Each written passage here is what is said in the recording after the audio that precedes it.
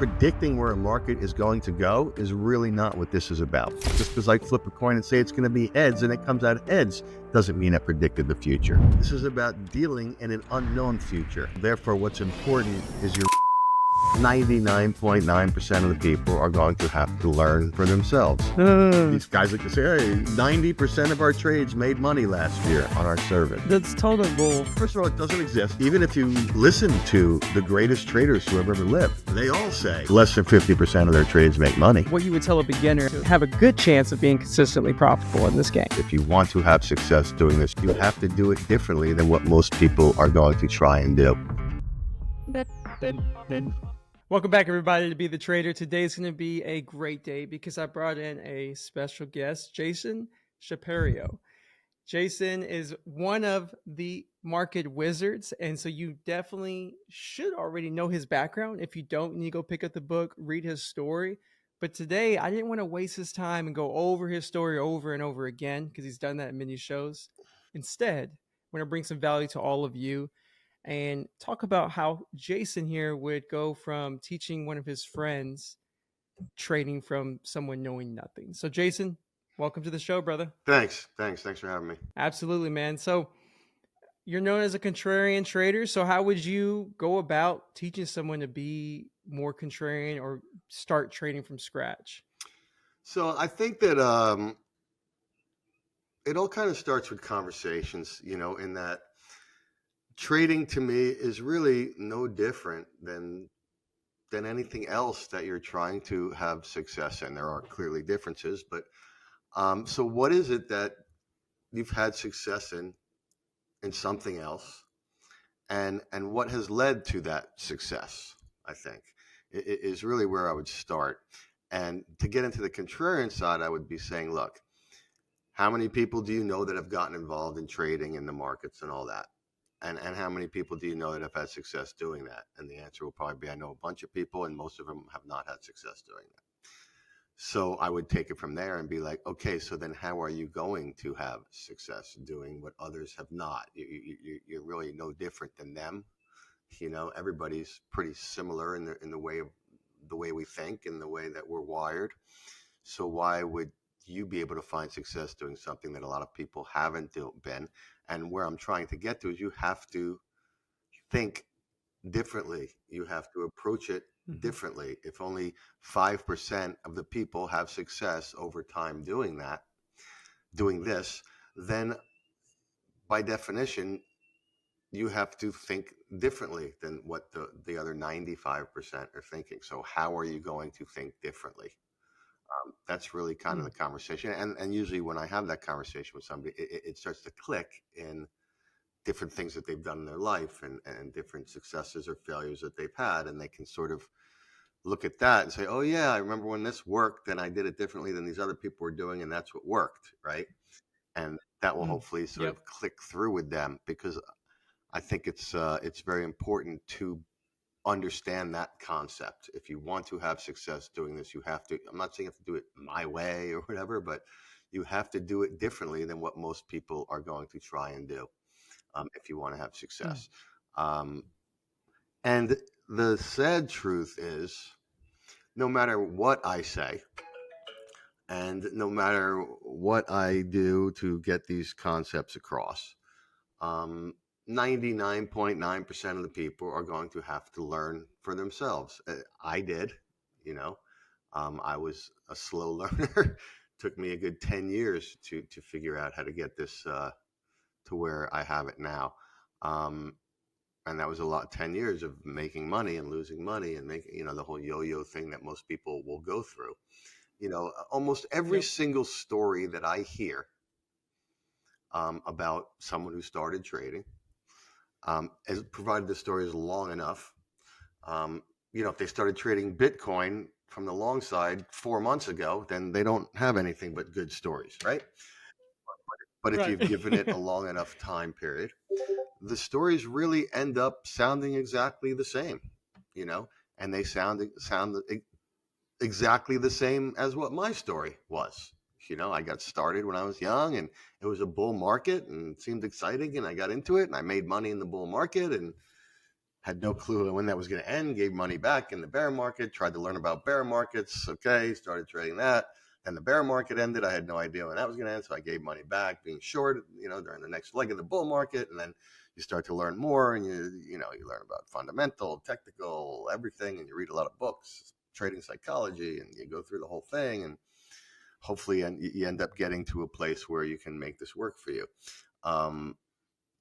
And just about everybody needs to go through that for themselves to really get there, because again, we're all the same. We all think that we're going to be the guy or girl who is going to crush this right from the get-go, and we're smart and we know how to find good resources and all this stuff. And so you need to go through it yourself. This is a extremely difficult thing to do over time. And if you don't believe that, then you got to go learn that, and the only way to learn it is to go out there and get whacked a few times. I used to tell people, hey, you want to learn how to trade? Here's what you do: take your entire net worth, put it into an account, and start levering it up. And I promise you'll figure it out, because real quick you're going to start to figure out, that you hate losing money, right? Right. So that's really generally the idea, I think, is just this concept of you have to approach this differently than what the majority of people are, how they're approaching it, because the majority of people will, whether they admit it or not, will lose money over time. It's interesting you said the very start, you said I would ask them what else they've done in their life or what they've been successful at. Why would you ask them that, and what would happen after they answer that? Well, I think that, success, and I've had some successes in my life and I've had some failures in my life. And I really think that success, be it in trading, be it in business, be it in relationships, is somewhat of a formula, So if you can find where you've had successes and or failures in your life, then you can apply those same lessons to this or to anything for that matter. Where have you had success? Well, I did this and I was, very disciplined about it. Bingo, discipline. That's the number one word in trading, discipline, right? And what I like to tell people is trading, because you're dealing with, money, right? Right. And it's like, it's all these emotions on steroids, right? Like we can have Yes. arguments about something. You can tell me that, some movie was the greatest movie you ever saw, and I can tell you it was the worst movie I ever saw.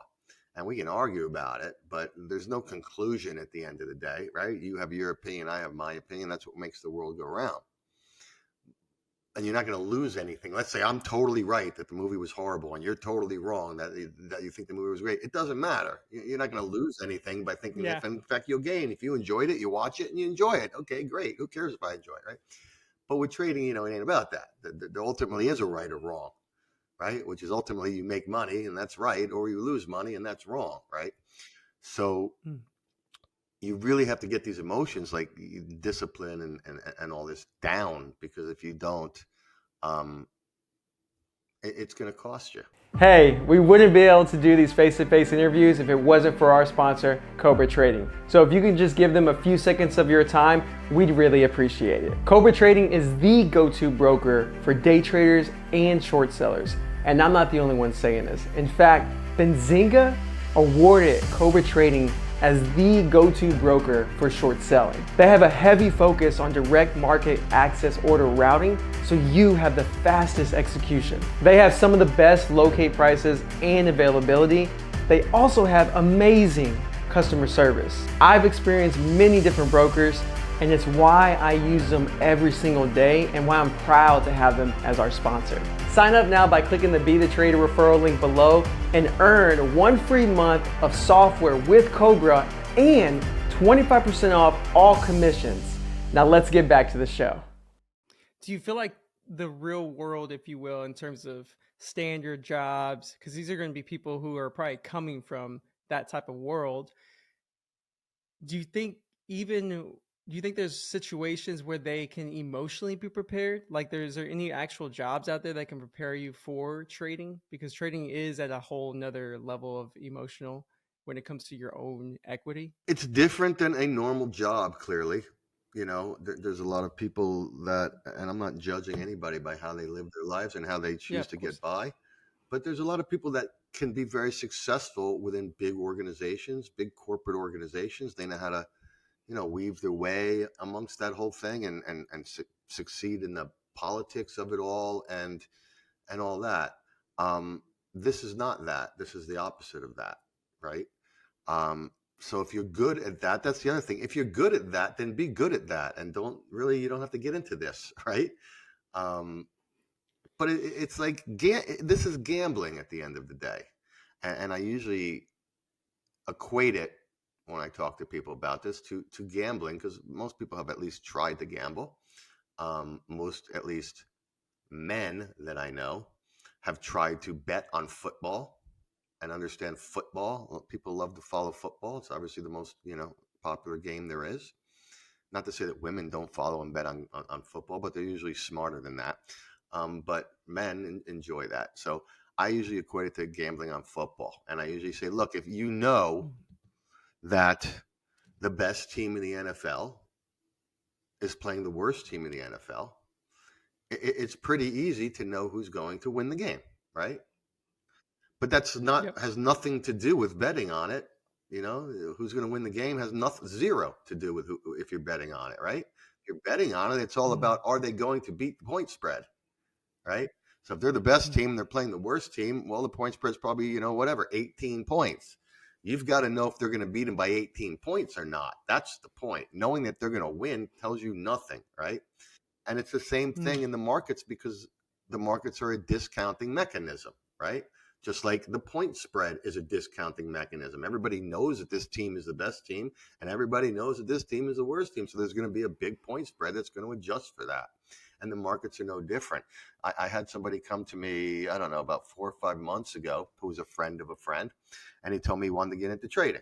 I said, okay. And I gave him the whole speech of don't, because you're going to lose your money.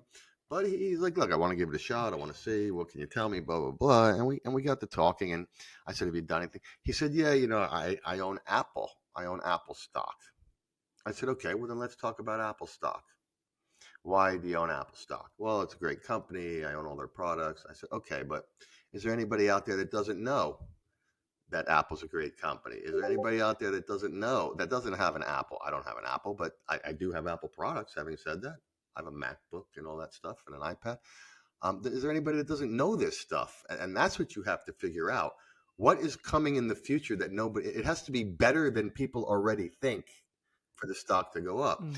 And he was just adamant, which is why, unfortunately, I'm not using his name here. I know that unless he changes his mindset, he's not going to succeed doing this.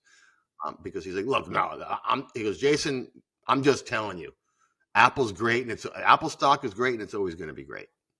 I said, okay, you may be right. Okay.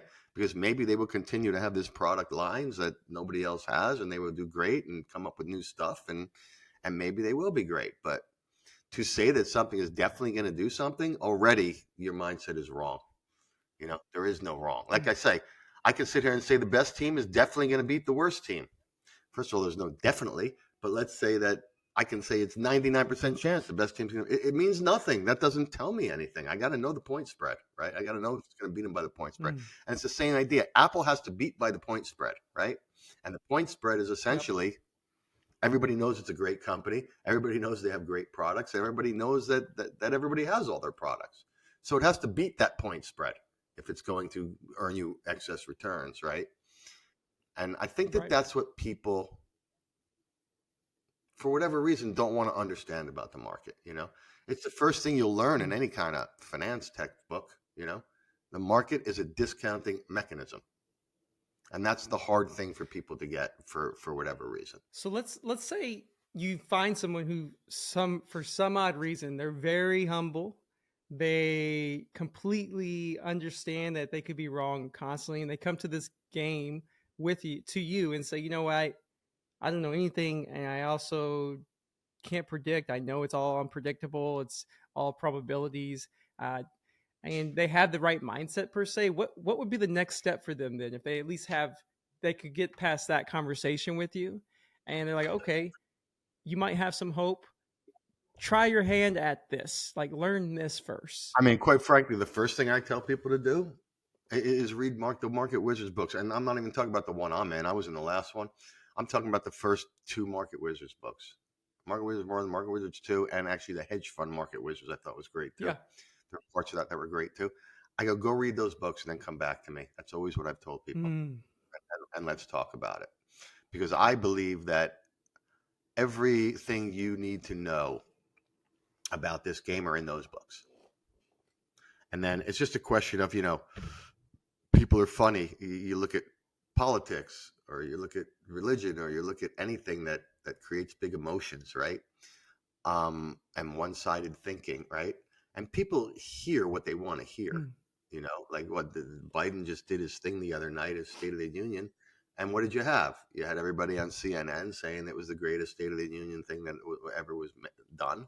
And you had everybody on Fox saying that it was ridiculous and horrible and da da da da. It doesn't matter what really Yeah. happens because everybody, and then you had the independents like me who say, who cares what the guy says? These people are all freaking thieves. Okay.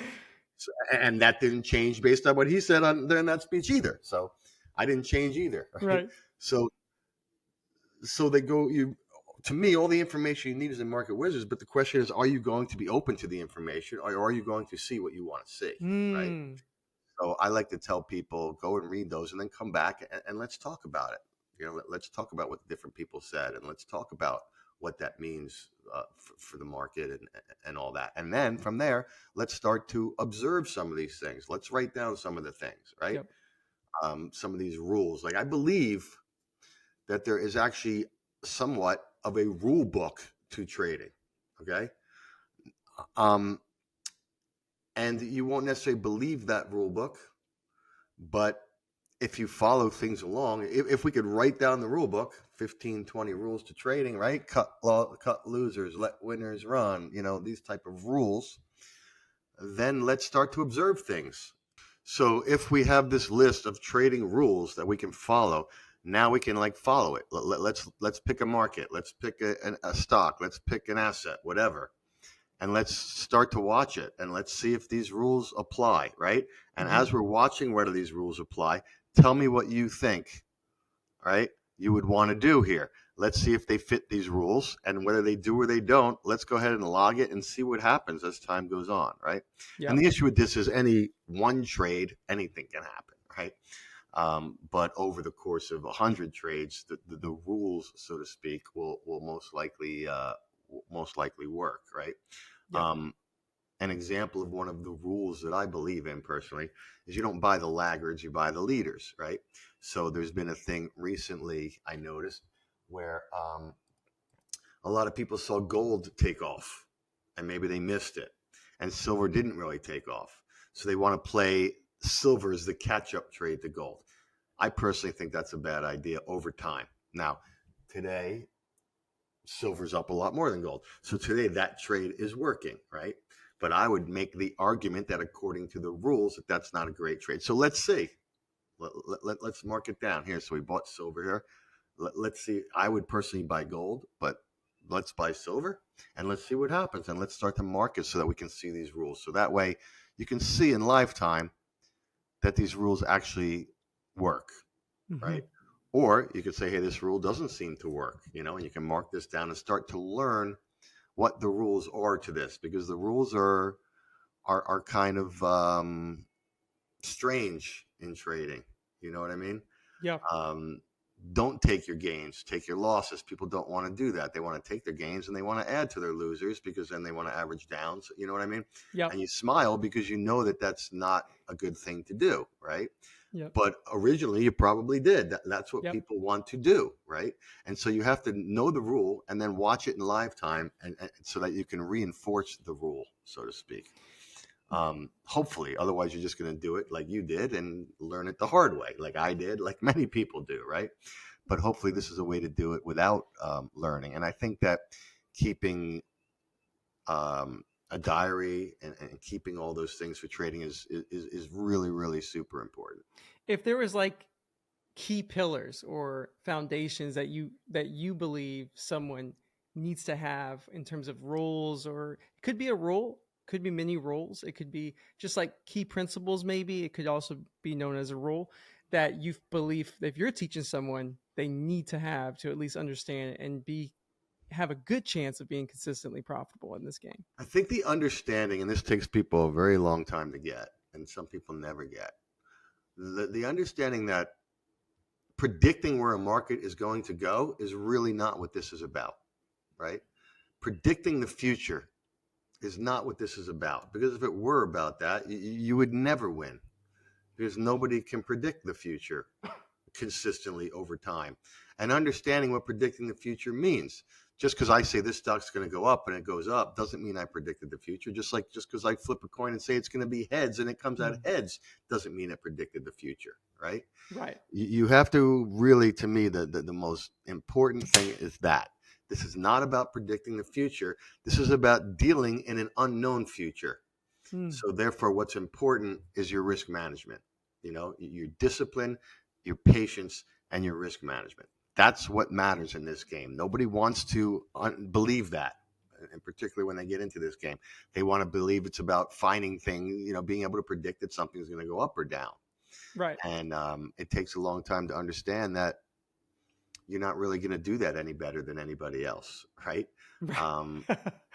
But what you can do is risk manage better than everybody else, right? You can only control what you could control. You can't control which way the market's going to go, but you can control how you deal with that, right? How you ride your winners, how you cut your losers, how you deal with your position sizing, how you are patient, right?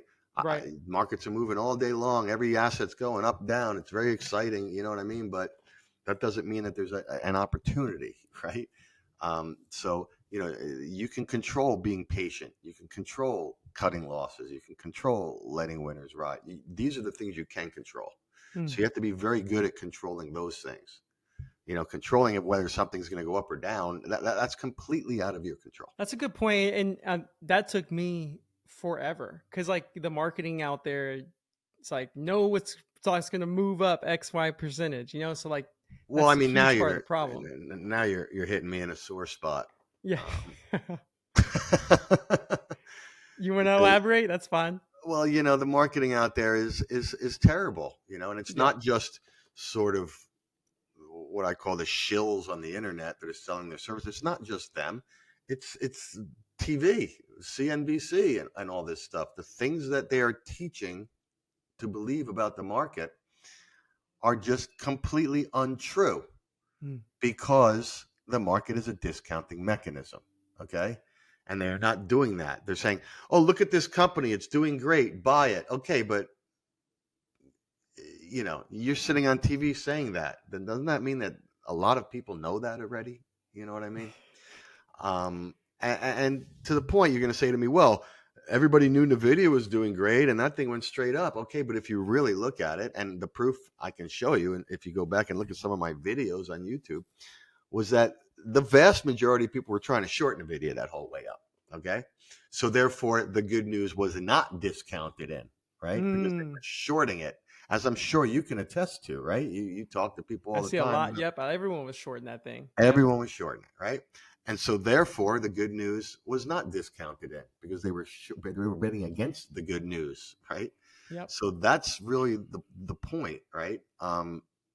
It's about this discounting mechanism. Oh, and nobody talks about that, not once. And I get it. Okay, business is business. You have to attract an audience. If Jim Cramer gets on TV and says, "Listen, folks, the market's efficient because it's a discounting mechanism, and there's nothing I can do for you here," well, then nobody's going to, no one's going to watch his show. You know what I mean? And that's his business. His business is to get people to watch his show, and he gets paid well if they do. So clearly, no one's going to say that. Yep. And same thing now, you get to the internet shills, it's the same thing, and they are preying on people that are new, because they show these charts and it all looks very impressive and it all sounds like it makes sense. Oh, look at the trend line and the this and the that and the other thing and blah, blah, blah, blah, blah. But it's a shill, right? But it looks impressive, and people want to, at the end of the day, it's much easier to have somebody tell you what to do than actually try to learn what to do, right? Right. So they want to believe that they found a guru that's going to help them, but they haven't, right? It's a marketing thing. And people get on me when I say this because like, oh, well, you have a service. Then what are you doing? I'm here to tell you my service. I don't do any of that. I'm not a tip sheet. I show people in my service the trades that I am making under my process so that they can go along the journey with me and learn about how I handle risk management and learn about how I handle discipline and learn about how I handle patience, right? Mm. I'm not saying take these trades. In fact, I tell them not to, right? Some of them do if that's what they want to do. But I'm like, you shouldn't be copy trading me because that's not going to help you, right? You Yep. should be taking these disciplines and applying them to you and what you do. That's what's going to help you. So that's kind of what we do at our service. I'm trying to help people do that. But look, these guys like to say, hey, our service, 90% of our trades made money last year on our service, right? You see that all the time, right? And That's total bull. it's total bull to begin Because if with. it did, you would it'd be insane. It'd be First of all, insane. it doesn't exist, and Yeah. second of all, even if you listen to the greatest traders who have ever lived, Yep. they all say less than 50% of their trades make money, right? Yep. So you're telling me that Paul Tudor Jones, whoever, Stanley Druckenmiller, the greatest money managers who have ever lived, are making less than 50% of their trades are making money. Yet this guy who wants to sell you his service for $250 a month is making money on 90% of his trades.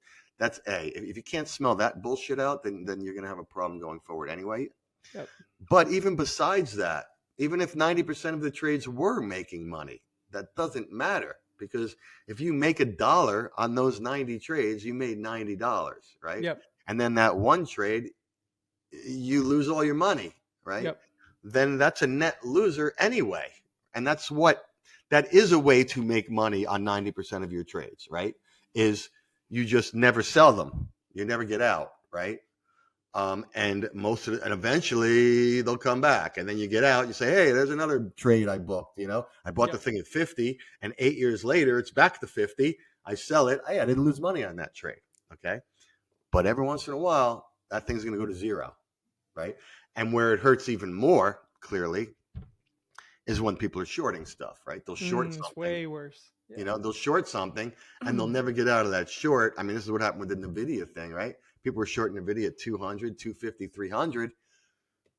If you had been doing that, you wouldn't be around for the other 90% of the trades that make money anyway, because you would have blown out on that other stuff, right? Yep. And then they lie about that too. Oh, well, I only put 2% of my, my stuff into that one trade that lost me all that money. Okay. Well, if you're only putting 2% in and you're trying to catch, a 10% move because you're a swing trader, then what's the point of even trading? So you put 2% of your account in, you caught a 10% move. What'd you make? 10 basis points? Right. So don't lie to me on that either, right? Don't tell me the trades that you sold something at 20 and it went to, 2,000.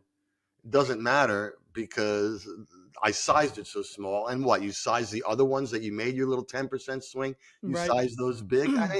That's all bullshit.